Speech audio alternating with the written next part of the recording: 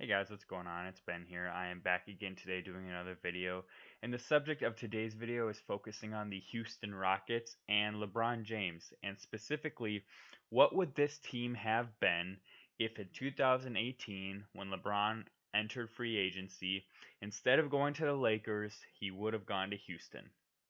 So, as a refresher, if you are not familiar or you just have a bad memory, the summer of 2018, LeBron was coming off of back to back finals losses to the Warriors. He was a member of the Cavaliers. They had won in 2016, but Kyrie was gone, and really this team seemed to be heading in the direction of getting worse and worse rather than better and better. And LeBron had really carried the team to even the point that they had got, and it was a lot of people saw it as a big overachievement that they even got to the finals. So most people expected him to leave Cleveland, but as it was, the four teams in contention for him, as stated by him, were the Cavaliers, the Lakers, the Rockets, and Philadelphia. And so people were really speculating about what it would mean to go to any of these teams for him. And I think the team that he would have actually had the most success with, that he didn't really consider too strongly apparently, is the Rockets. Um, At the time, the Rockets had Chris Paul and James Harden, and they would have been able to retain those guys, I believe, and would have been able to add LeBron and been a pretty stacked team with that combination of players. And so today I'm going to go through how they could have gotten him and what they would have done as a result if they were to get him. So, how do they afford him? In 2018, the summer of, uh, I have a few quick things that the Rockets should do. Number one, don't sign Gerald Green. I believe they actually ended up signing him and Shumpert during the course of the season, or acquiring them, I should say. Between the two of them, they took on $14 million. Just literally don't do those moves and you save 14. Next, you have Nene's contract, which was worth $3 million a year. It was expiring. I think you could pretty easily package this to any team out there and they'd be willing to take it considering it's expiring. If they really drive a hard bargain, you could throw in a second round pick, but I think honestly most people wouldn't even mind just taking the expiring $3 million to clear up cap space. So those are kind of the easy parts that free up a quick 17 million. Next, with Clint Capella, this is probably the hardest one I would say, is convince him to sign for $2 million less per year. And how I would swing that is, although he signs for less, you convince Chris Paul and LeBron or even Harden to get him in on endorsement deals with their companies that would compensate for that. Chris Paul is with Jordan, James Harden is with Adidas, I believe, and LeBron is with Nike. And besides those shoe deals, they all have tons of deals besides that, and I think they could definitely get him in on them. Like Chris Paul is signed with State Farm, and so he could get him in a few State Farm commercials. Either way, they could find a way to make up that money to him, and I don't think it would be too hard to do. Besides that, I don't think this is as hard, but you get Chris Paul to sign for $30 million a year rather than $40 million like he originally did. Um, Again, you can incentivize him with endorsement deals with LeBron on different things, and honestly, LeBron is so connected that he can get you these endorsement deals relatively easily, um, and it'll make up a good chunk of that money that you're missing out on with the contract.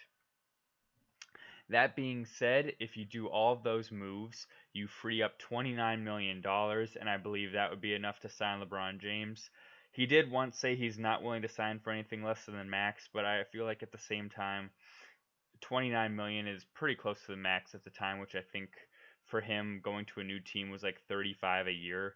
So I think he'd be willing to take it. He doesn't need the money necessarily, and if he wanted to go to Houston, he'd be willing to go for that amount of money because he would know that he probably couldn't really get the max unless they were going to sign Chris Paul to a really small deal or like just not re-sign Capella, which wouldn't have been in the best interest of the team at all. So that's how they afford him.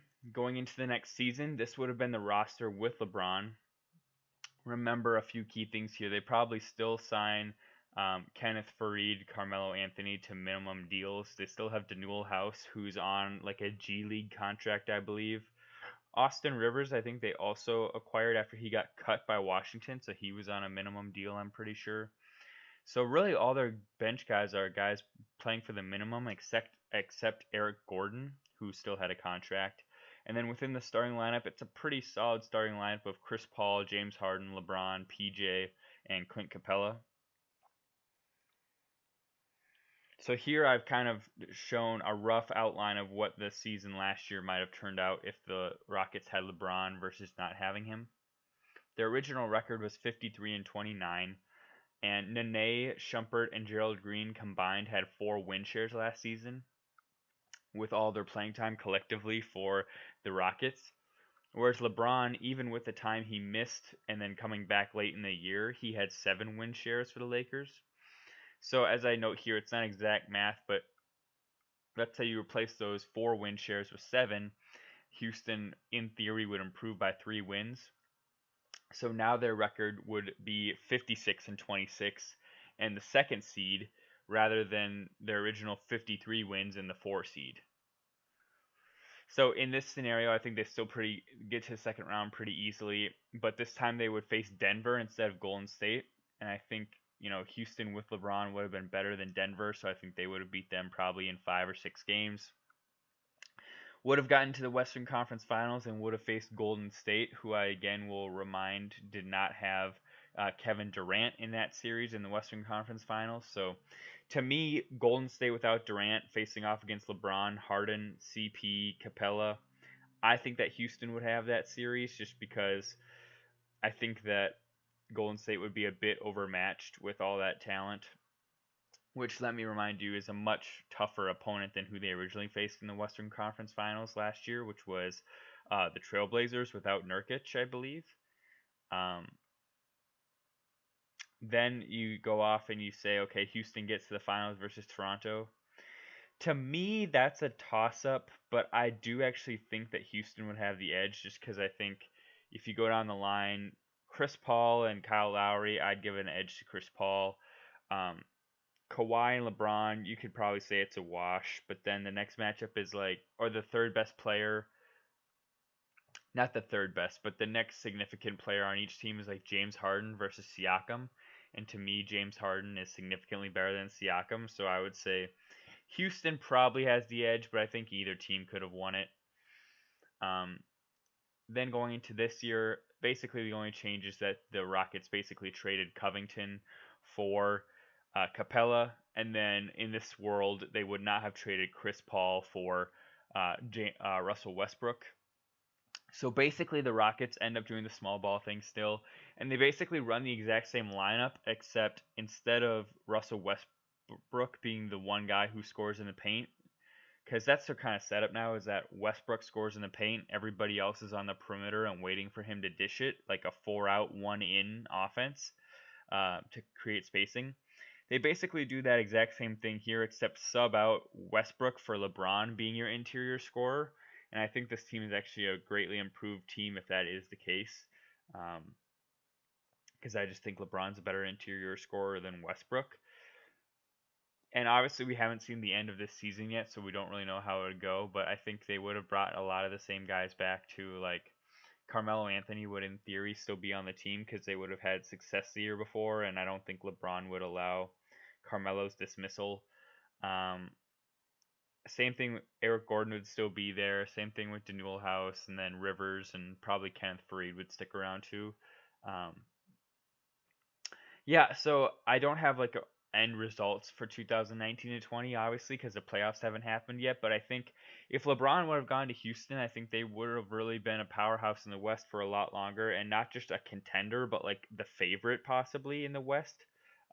Especially this year, considering that the Warriors were a non-factor. I think this team would have been better than what the Lakers are this year. So it would have been interesting to see how they would have done in the playoffs.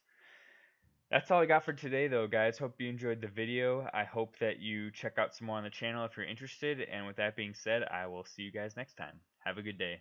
Bye.